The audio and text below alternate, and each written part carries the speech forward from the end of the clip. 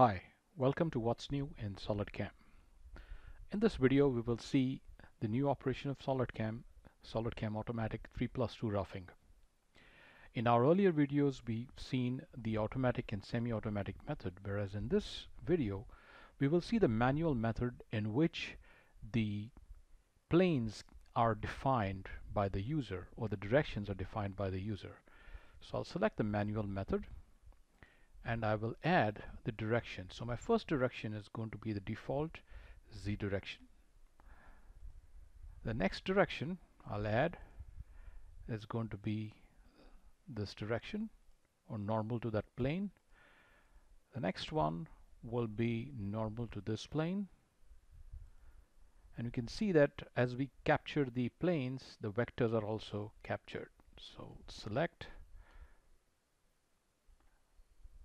and I'll add this plane and one more. I'll select and I'll add this plane. So in total I have got 5 faces, or what we call as a 5-sided machining.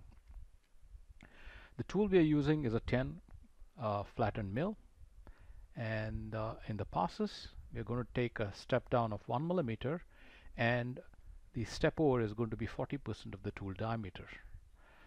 We'll save this operation and calculate it. Now, since the directions are automatically calculated, we don't need to, the software doesn't need to do anything. It just calculates one direction, updates the stock, and then it goes to the next direction, calculates the region, and so on till it has finished all the regions. Let's run the simulation.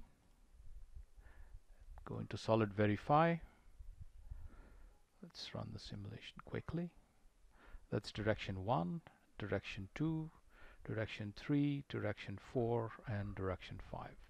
So automatically you can see that the directions that were picked by the users are machined by SolidCAM's automatic 3+2 roughing.